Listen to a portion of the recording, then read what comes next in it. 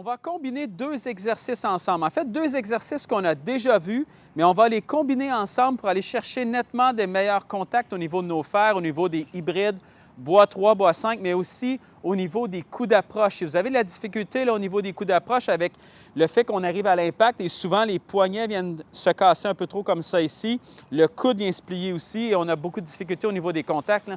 Vous allez voir que ça va changer complètement l'angle d'attaque lorsque vous arrivez à l'impact. Le premier exercice ultra classique, on l'avait déjà vu ensemble, c'est le fait de placer, par exemple, une tige d'alignement comme ça au sol. Vous placez la tige d'alignement à peu près à 2 largeurs de tête de club, à peu près comme ça par rapport à la balle. Et votre but est de venir frapper la balle comme à l'habitude, mais vous voulez toujours éviter la tige d'alignement qui est derrière vous. Ce que ça fait, c'est que ça va vous obliger, lorsque vous allez redescendre, à avoir un angle d'attaque qui est légèrement en descendant. Le but aujourd'hui, c'est de nous assurer que lorsqu'on redescend à travers la balle, que le club vienne glisser au sol. Pas nécessairement qu'il vienne s'écraser, mais simplement qu'il vienne légèrement glisser au sol. Et plus le club glisse au sol à peu près dans la zone d'impact, bien, plus la balle va lever tout seul et plus on va aller chercher de constance au niveau de nos contacts. Donc, cet exercice-là, au départ, si vous n'êtes pas habitué de le faire, vous allez voir, va faire extrêmement étrange. Mais disons que je m'installe comme ça ici, à côté de la balle. Je fais mon swing de pratique et je m'assure de toucher le sol sans jamais toucher la tige d'alignement qui est derrière moi. Donc, je m'installe à la balle maintenant et je vais faire exactement la même chose. Automatiquement, quand je vais essayer d'éviter cette tige d'alignement-là, bien, ce que ça fait, c'est que ça oblige le club dans la zone d'impact à arriver légèrement plus en descendant comme ça ici. Et c'est exactement ce qu'on va aller chercher comme sensation. Et vous allez voir, si vous faites cet exercice-là et que vous avez encore de la difficulté justement à aller chercher ce bon contact-là, bien, le deuxième exercice qu'on va voir tout de suite après va justement venir vous aider encore plus à sentir ce bon angle d'attaque-là. On a souvent l'impression, lorsqu'on fait justement cet exercice-là, qu'on a besoin d'arriver vraiment avec un angle d'attaque qui est ultra sévère, ce qui n'est pas le cas du tout. La tige d'alignement repose au sol, j'ai simplement besoin de sentir que je viens de l'éviter. Donc, le club va arriver avec un angle qui est légèrement descendant. Trop souvent, lorsqu'on fait cet exercice-là, c'est que, justement, on va avoir un peu l'extrême de on essaie de complètement s'écraser au sol. Vous allez voir qu'après déjà quelques swings, vous allez voir que vous n'aurez pas besoin nécessairement de venir vous écraser dans la balle, mais simplement en essayant de l'éviter, vous allez arriver simplement là, légèrement en descendant. Et frapper énormément de balles avec cet exercice-là, en fait, c'est que ça ne dérange absolument rien sur votre pratique et ça vous assure justement, ça vous donne un bon point de repère, à savoir est-ce que vous frappez la balle correctement ou non.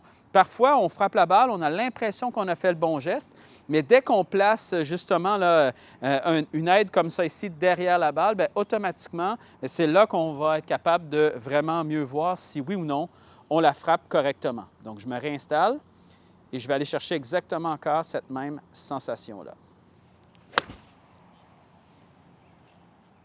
C'est exactement le même principe avec un hybride ou avec, comme je disais aussi, là, un bois 3, bois 5. En fait, chaque fois que la balle repose au sol, on va avoir un peu cette sensation-là. Donc, si par exemple, je prends mon hybride 4 présentement, je fais à peu près la même chose. Donc, à peu près deux largeurs de tête de club comme ça ici. Et comme je vous dis, vous n'avez pas besoin d'y aller ultra serré au départ. Donnez-vous quand même une marge d'erreur. Le but est simplement de vous donner un visuel un peu de cet angle-là qui arrive légèrement en descente. Donc, si je m'installe à côté de la balle pour débuter, je fais mon swing de pratique et je vais aller chercher exactement ça. Donc, mon but est d'éviter cette tige-là, mais je veux m'assurer aussi que le club glisse au sol.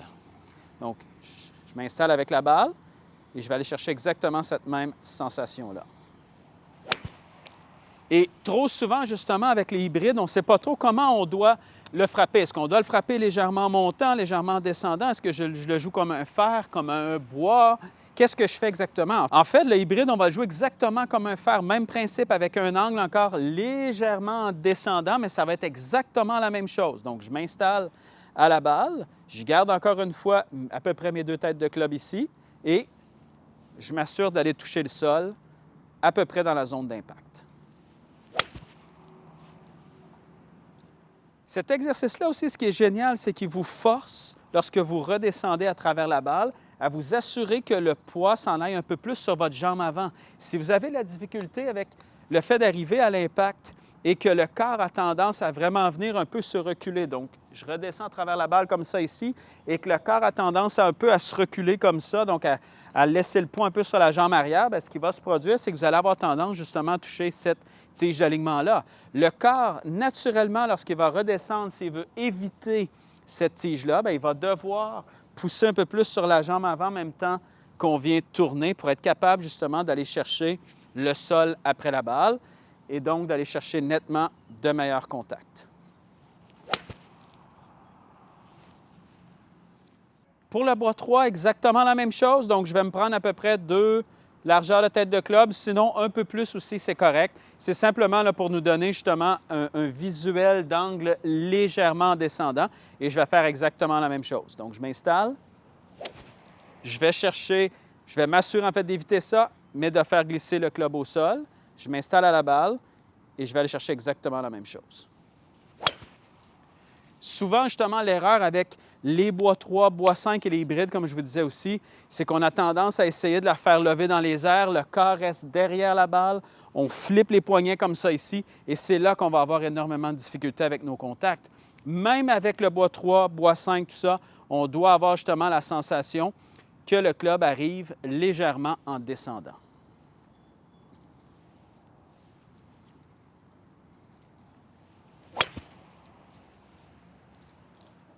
Deuxième exercice maintenant qu'on ajoute à ça, et ça, toujours dans l'optique d'avoir l'impression que notre but est de faire descendre le club légèrement à l'impact comme ça ici pour qu'il vienne glisser au sol longtemps après la balle.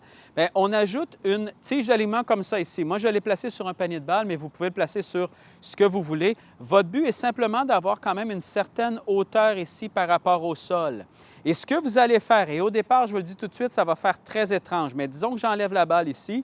Je m'installe comme si ma balle était justement ici, donc à peu près ma deux longueurs de club comme ça ici, parfait. Moi, ce que je veux sentir, c'est que lorsque je vais redescendre, je vais donc m'assurer d'éviter cette tige-là, mais je vais aussi m'assurer d'éviter la tige qui est ici. Ce que je veux dire, c'est que si, par exemple, vous faites le premier exercice, mais que vous avez encore de la difficulté avec les balles topées, bien souvent, ce qui va se produire, c'est que oui, vous évitez la tige qui est ici, mais vous ne touchez pas du tout au sol. Donc, ce que ça fait, c'est comme si le club, lorsqu'il arrive ici, passe carrément par-dessus tout ça. Et si ça vous arrive, bien, vous allez venir toucher la tige d'alignement qui est en avant de vous ici. Donc, ce que vous voulez, c'est de vous assurer que le club ne touche jamais la tige ici, ni celle-là. Et pour y arriver, il faut absolument que le club reste bas après l'impact. Donc, ils viennent glisser au sol après l'impact. Donc, si vous avez là, énormément de difficultés lorsque vous arrivez à l'impact avec les poignets qui viennent se plier comme ça ici, les coudes qui viennent se plier, bien, ce qui va se produire, c'est que vous allez toucher justement à cette tige d'alignement-là. Donc, elle, ce qu'elle fait, c'est qu'elle vous force à devoir rester au sol plus longtemps. Donc, vos bras vont devoir être en extension beaucoup plus longtemps que ce que vous êtes habitué pour être capable de l'éviter. Et c'est exactement la sensation qu'on veut aller chercher avec ça. Et par la suite, quand vous prenez la bonne sensation de faire, par exemple, des swings de pratique avec ça, bien, ce que vous pouvez faire même, vous pouvez frapper des balles avec ça et en essayant donc d'éviter les deux. Donc, je m'installe. Moi, ma sensation, c'est j'évite elle et je passe en dessous de celle-là ici et ça va m'assurer nettement que le club, en fait, redescend légèrement là, à travers la balle.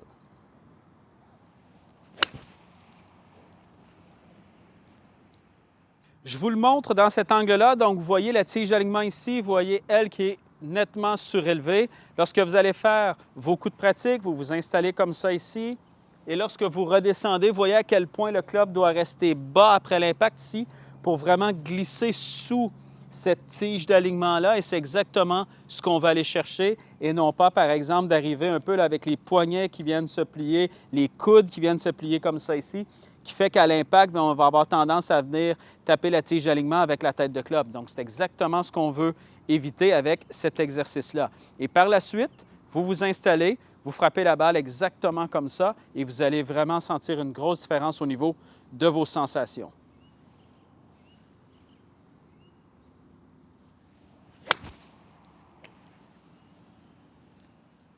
De face aussi, pour vous assurer là, de bien voir à peu près l'espace que je prends, mais ça, vous pouvez jouer avec ça aussi, là. La tige d'alignement ici, vous pouvez la placer légèrement plus loin, légèrement plus près, c'est correct aussi, mais vous voulez quand même avoir un certain espace. Donc, vous voyez ici, par exemple, j'ai à peu près mes 2 longueurs de tête de club, légèrement plus, c'est correct, c'est pas grave.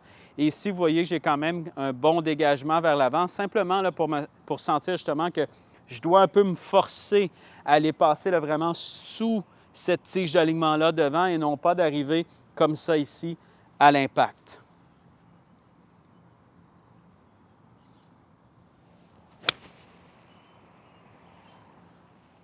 Et je vous disais à quel point j'aimais énormément cet exercice-là aussi pour les coups d'approche. Combien de fois vous arrivez près du green, vous êtes installé, vous allez faire votre coup et les mains arrêtent complètement, les poignets viennent se plier, les coudes viennent se plier. Donc, on n'a plus du tout d'angle d'attaque vers le sol et on a un club à l'impact qui est complètement en train de remonter. Bien, cet exercice-là travaille ces deux choses-là en même temps. Donc, si je m'installe, et j'ai la sensation de passer sous cette tige-là, même que je peux m'installer comme ça ici. Même principe, à peu près mes 2 longueurs de tête de club ici. Et ce que je fais à partir d'ici, bien, je vais chercher exactement cette même sensation-là. Ça m'empêche de faire ça ici. Ça m'empêche de plier les coudes complètement. Tout ce que je vais aller chercher, là, c'est vraiment un mouvement où je ne touche pas elle, je touche le sol ici, donc je laisse le club glisser et je m'assure qu'il glisse quand même relativement longtemps là, sous cette tige d'alignement-là. Et ça, si vous avez, par exemple, les fameux yips, donc vous arrivez à l'impact et que vos mains viennent tout de suite se plier comme ça ici, bien, vous allez toucher automatiquement la tige d'alignement. Donc, assurez-vous d'aller chercher exactement cette même sensation-là et vous allez voir que quand vous allez faire vos coups d'approche par la suite, ça va être nettement plus facile. Vous allez avoir beaucoup plus de sensations. En fait, vous allez vraiment ressentir, quand on parle du fait de vouloir là, avoir des mains un peu plus tranquilles lorsqu'on redescend à travers la balle. Donc, on ne veut pas sentir qu'on vient s'écraser. On ne veut pas sentir non plus qu'on les lève dans les airs. Bien, vous allez le sentir tout de suite avec ça. Et comme je vous expliquais aussi tout à l'heure au niveau de l'angle d'attaque au niveau des coups d'approche. Vous voyez que quand je fais ça, je n'ai pas besoin de sentir, pour éviter là, cette tige d'alignement-là ici, je n'ai pas besoin de sentir ça ici, là, où je viens vraiment m'écraser complètement. Vous voyez qu'avec un angle qui est légèrement en descendant, je ne touche pas du tout à ça. Moi, ce qui est bien important au niveau de cet exercice-là, que ce soit avec les fers, hybrides, peu importe, mais aussi avec les coups d'approche, c'est de sentir qu'on n'a pas besoin nécessairement de venir complètement l'écraser au sol. Et chaque fois que vous venez un peu là, ajouter des poignets en descendant comme ça ici avec un coup d'approche où on vient un peu l'écraser au sol, c'est là que vous allez avoir beaucoup de difficultés. Et c'est souvent là que lorsque vous arrivez à l'impact, les mains vont commencer à décélérer. Et là, on va faire un peu le contraire une fois rendu après l'impact. Donc, je m'installe. Je vais m'assurer simplement d'éviter ça, presque de frôler en fait cette tige d'alignement-là. Et ensuite, je passe sous l'autre tige d'alignement et je vais sentir vraiment des poignets beaucoup plus stables que ce que je suis habitué.